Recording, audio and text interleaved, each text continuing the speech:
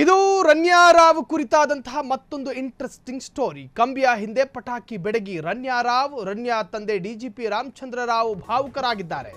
ನಟಿ ತಂದೆ ಮಾತು ಕೇಳಿ ಶಾಕ್ ನೆಟ್ಟಿಗರು.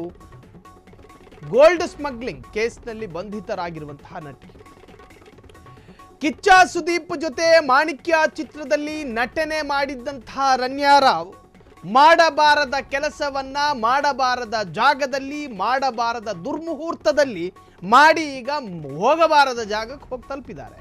ಪರಪ್ಪನ ಅಗ್ರಹಾರದಲ್ಲಿ ಮಹಿಳಾ ಸೆಲ್ನಲ್ಲಿ ಕೂತ್ಕೊಂಡು ಕಂಬಿ ಎಣಿಸ್ತಿದ್ದಾರೆ. ನನ್ನ ತಂದೆ ಡಿಜಿಪಿ, ನನ್ನ ತಂದೆ ಐಜಿಪಿ ಅಂತ ಹೇಳಿ ತೊಡೆ ಸಂದಿಲೆಲ್ಲ ಚಿನ್ನಾಭರಣ ಇಟ್ಕೊಂಡು ಕೆಂಪೇಗೌಡ ಇಂಟರ್ನ್ಯಾಷನಲ್ ಏರ್ಪೋರ್ಟ್ನಲ್ಲಿ ಹೋಗ್ತಿರ್ಬೇಕಾದ್ರೆ ಬಾಮ್ಮ ಇಲ್ಲಿ ಅಂತ ಹೇಳಿ ಅಧಿಕಾರಿಗಳು ಕರೆದು ಚೆಕ್ ಮಾಡಿದಾಗ ಕೆದಕಿದಷ್ಟು ಬೆಚ್ಚಿ ಬೀಳಿಸುವಂತಹ ಚಿನ್ನಾಭರಣಗಳಿತ್ತು.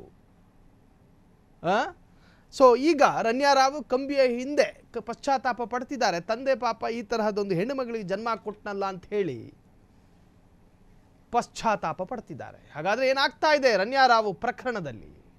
ಎಸಿದು ಮಗಳ ಕೃತ್ಯದಿಂದ ಮನಸ್ಸು ಚೂರಾಗಿದೆ.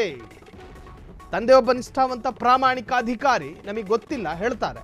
ಮದುವೆಯಾದ ಬಳಿಕ ನಮ್ಮಿಂದ ದೂರವಾಗಿದ್ದಾಳೆ. 2024ರಲ್ಲಿ ಜತಿನ್ ಹುಕ್ಕೇರಿ ಜೊತೆ ರನ್ಯಾ ಮದುವೆ ಮಾಡ್ಕೊಂಡಿದ್ದು.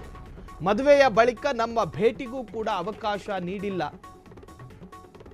ಈ ಪ್ರಕರಣಕ್ಕೂ ನನಗೂ ಯಾವುದೇ ಸಂಬಂಧವಿಲ್ಲ.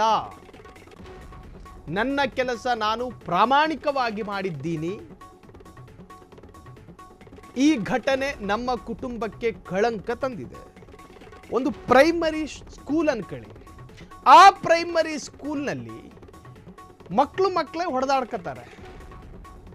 ಇವನ್ ತಟ್ಟೆಯಲ್ಲಿ ಇದ್ದಿದ್ದು ಮೊಟ್ಟೆನ ಅವನು ಕದ್ದ, ಅಥವಾ ಅವನ ತಟ್ಟೆಯಲ್ಲಿ ಇದ್ದಿದ್ದು ಬೀನ್ಸನ್ನು ಇವನ್ ಕದ್ದ ಅನ್ನೋ ವಿಚಾರ.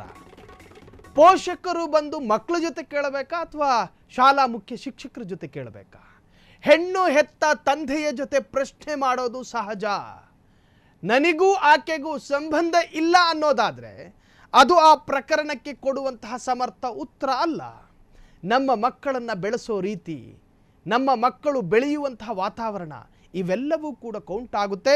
ಒಟ್ಟಾರೆ ಪಾಪ ತಂದೆ ಆದರೂ ಏನು ಮಾಡೋದಕ್ಕೆ ಸಾಧ್ಯ? ಮಕ್ಕಳು ಹಂತಕರಾದರೆ, ಮಕ್ಕಳು ಅಪರಾಧಿಗಳಾದರೆ ಪಾಪ ತಂದೆಯೂ ಕೂಡ ಏನು ಮಾಡೋದಕ್ಕೆ ಆಗೋದಿಲ್ಲ, ನಿಸ್ಸಹಾಯಕನಾಗಿರಬೇಕು ಅಷ್ಟೇ.